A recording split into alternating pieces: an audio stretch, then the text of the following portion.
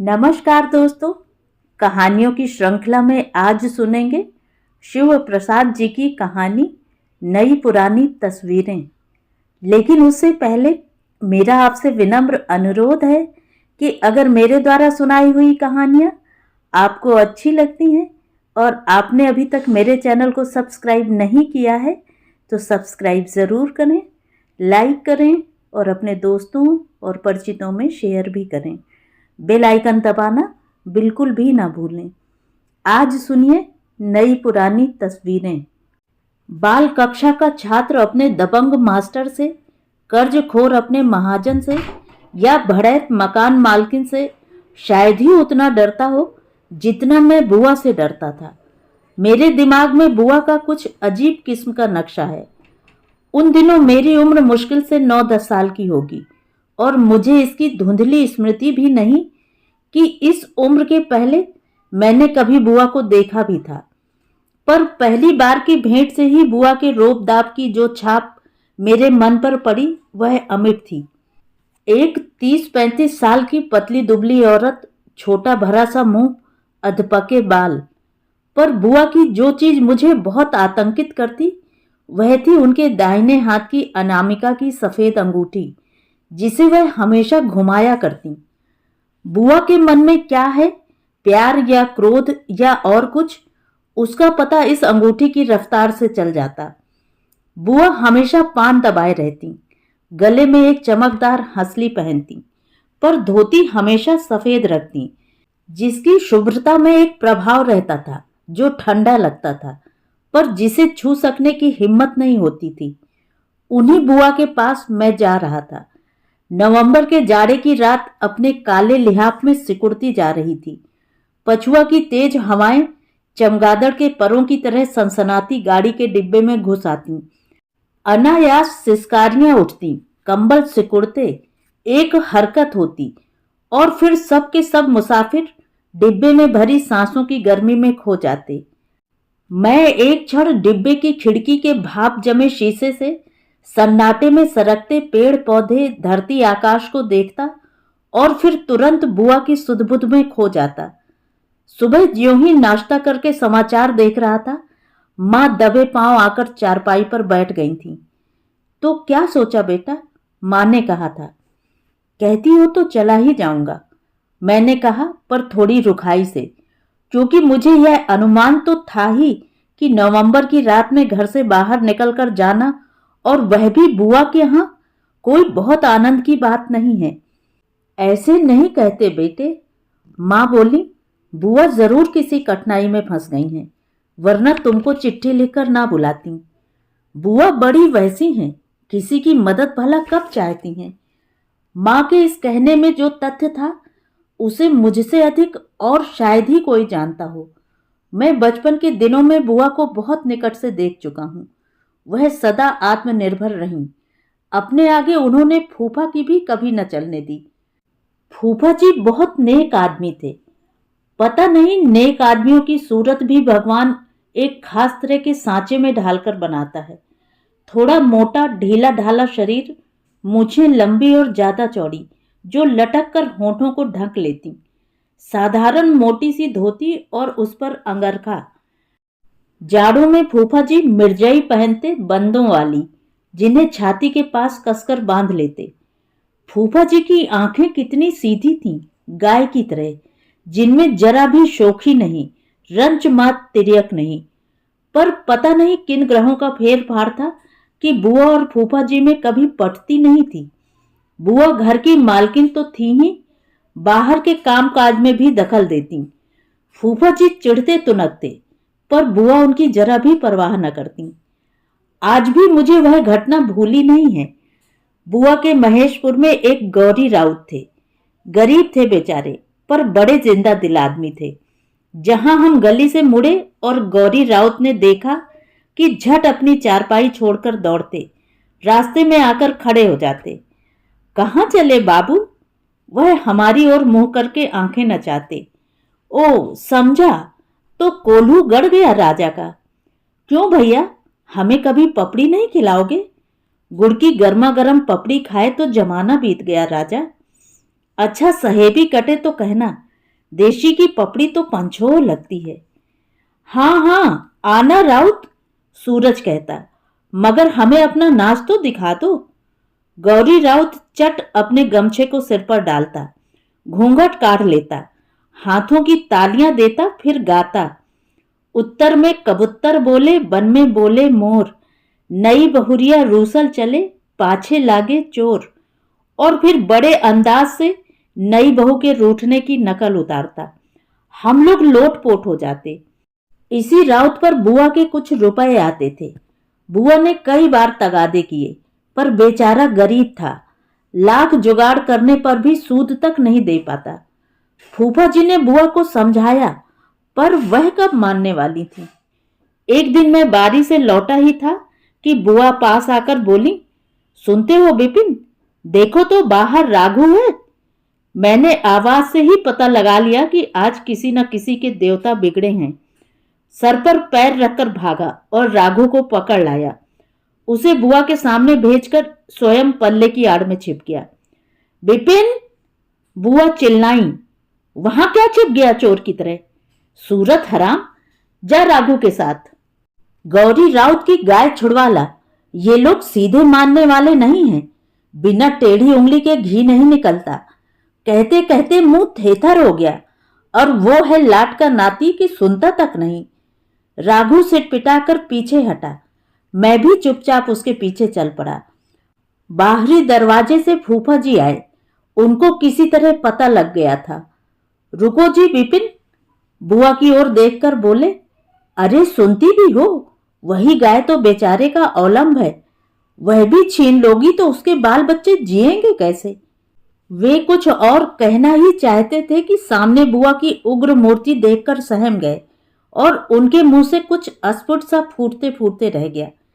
गरीब है तो हंडा लाद दो, मैं बोलूं तब तो, पर मेरा रुपया तो मिलना ही चाहिए।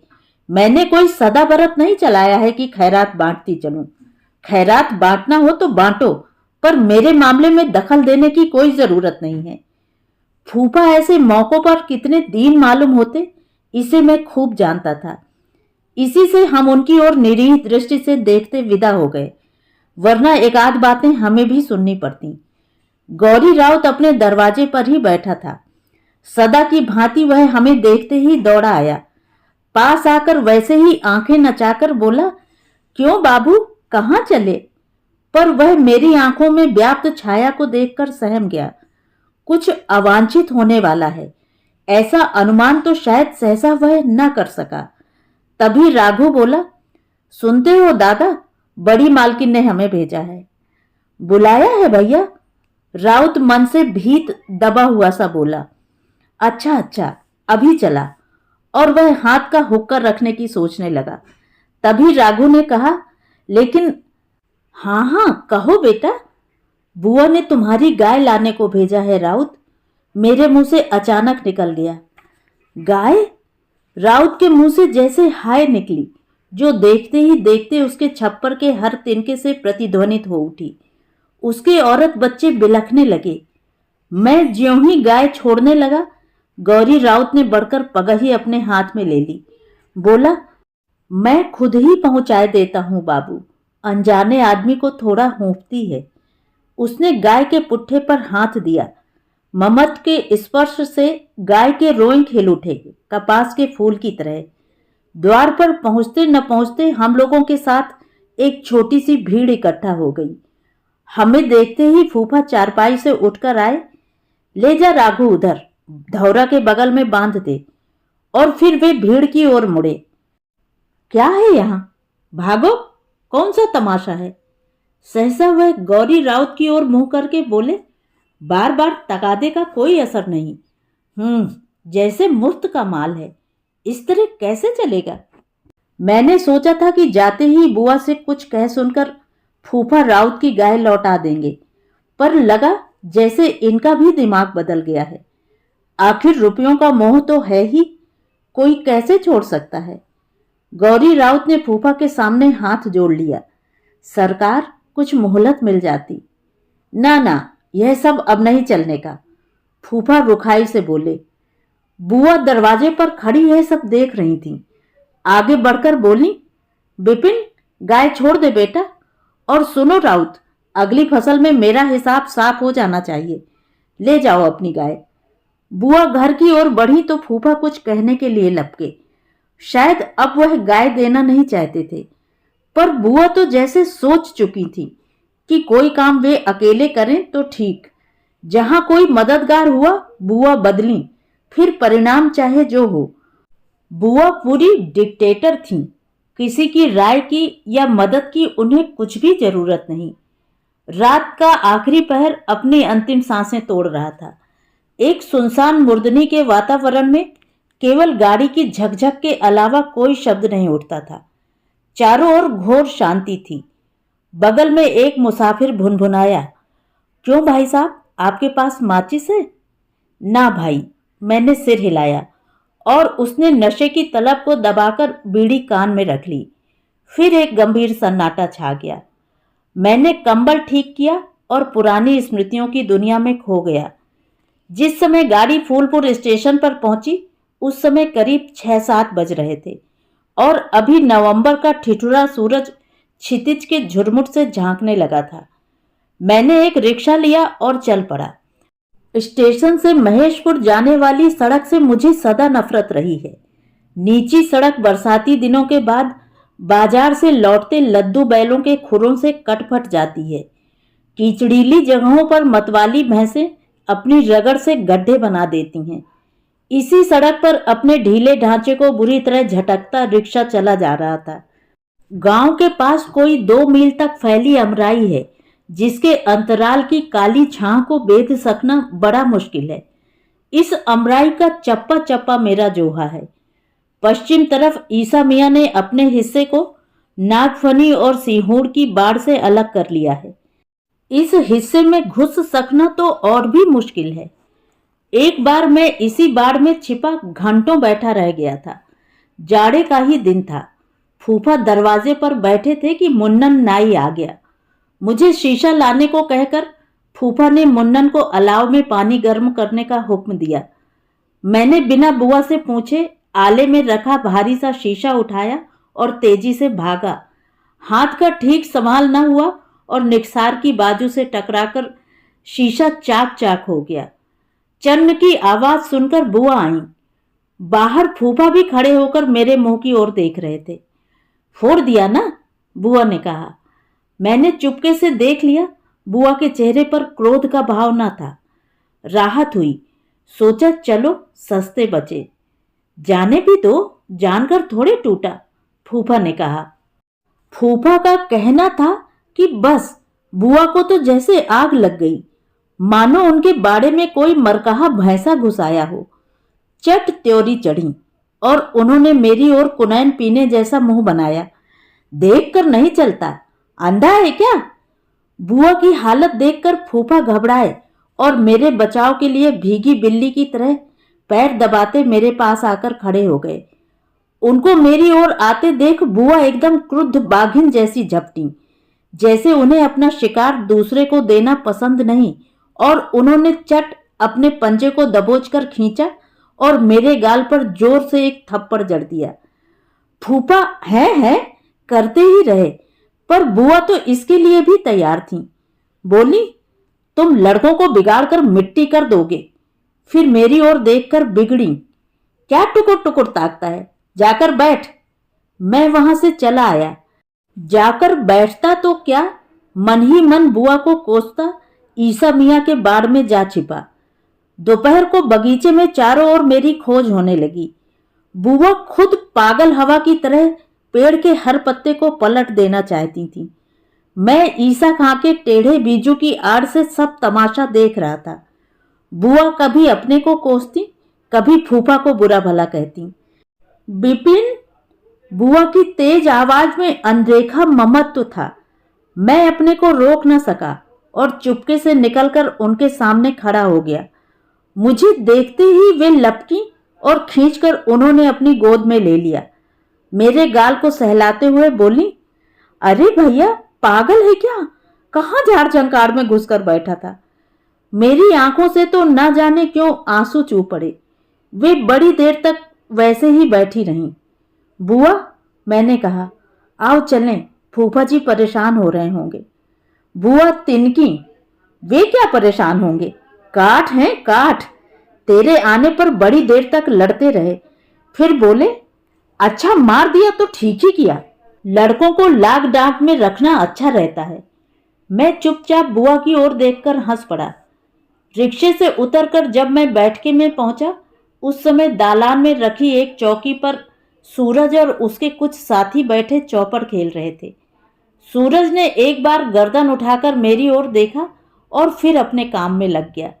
मैं आध घंटे तक यूं ही बैठा रहा। मुझसे बोलने वाला भी कोई न मिला। तभी बगल के दरवाजे से बुआ आई। मैंने उठकर पैर छुए। बुआ को देखकर तो दंग रह गया। वही शरीर था, वही बाल, हाथ में अंगूठी, वही सफेद धोती थी जिसमें अब रोब न था, ऐंठ न थी, करुणा और ममता का मिश्रण था। चलो विपिन, फिर वह सूरज की ओर मुड़ी। सूरज तू भी चल। क्यों रे, पास आकर बोली। अच्छी तरह रहा ना। सूरज अभी खेल में मशगूल था। बुआ ने पुकारा तो वह हूं करके रह गया, उठा नहीं। उसके अंग प्रत्यंग से उपेक्षा टपकी पड़ती थी। मुझे सूरज के इस व्यवहार पर बहुत गुस्सा आया। लगा जैसे बुआ उबलेंगी, पर उनके चेहरे पर कोई विकार न आया। वह चुपके से सूरज के पास गईं और उसका हाथ पकड़कर उठा लाईं। शाम को बुआ खुद खाना बना रही थी।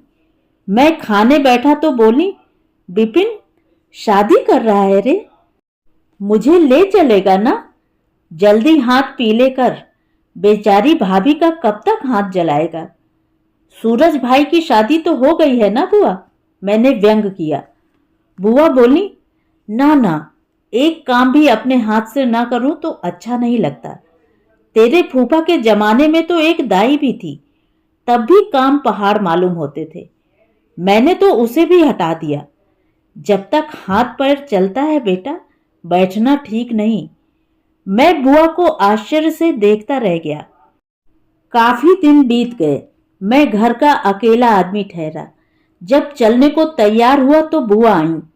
मैंने कहा, बुआ तुमको मां ने साथ लाने को कहा है। मुझको? बुआ हंसी। पागल है क्या भैया? अरे इतना बड़ा घर द्वार किस पर छोड़ूंगी? शादी वादी करना तो बुलाना, तब देखा जाएगा। मैंने बुआ के चरण छुए। चलने को हुआ तो बोली, क्यों रे, भाभी को नमस्ते नहीं करेगा क्या? सच ही मैं बड़ा लज्जित हुआ। लपक कर भाभी के कमरे की ओर गया। लेते क्यों नहीं जाते उन्हें भी? भाभी ने घंटी की तरह पतली पर बेधने वाली आवाज में कहा। इसीलिए तो चिट्ठी देकर बुलाया था। लेते जाइए, मालकिन हैं, संदूक में रुपया पैसा बहुत है। मैं तो सन्न रह गया। शरीर मारे क्रोध के जलने लगा।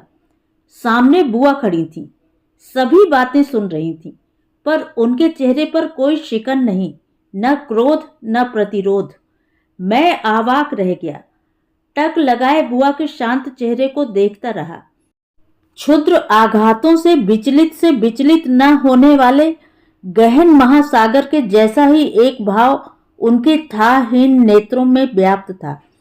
मुझे याद आया, बुआ के विरोध और क्षोभ के समय ऐसा ही भाव फूफा जी के चेहरे पर उभर आया करता था। जब वहां से चला तो मेरी आंखों के सामने बुआ की दोनों तस्वीरें नाच रही थीं। एक दर्प भरी जाज्वल्यमान और दूसरी यह शांत, गहन और क्षमाशील। इन दोनों के बीच एक पर्दा झूल रहा था और उस पर एक छाया मुस्कुराती हुई मालूम पड़ती थी। स्वर्गीय फूफा की आवृत्ति। होठों पर मूछों के बाल लटक आए हैं और समुंदर सी अथाह आंखों में चिर क्षमा का वरदान भरा है। तो ये थी कहानी। कहानी आपको कैसी लगी? कमेंट करके जरूर बताएं।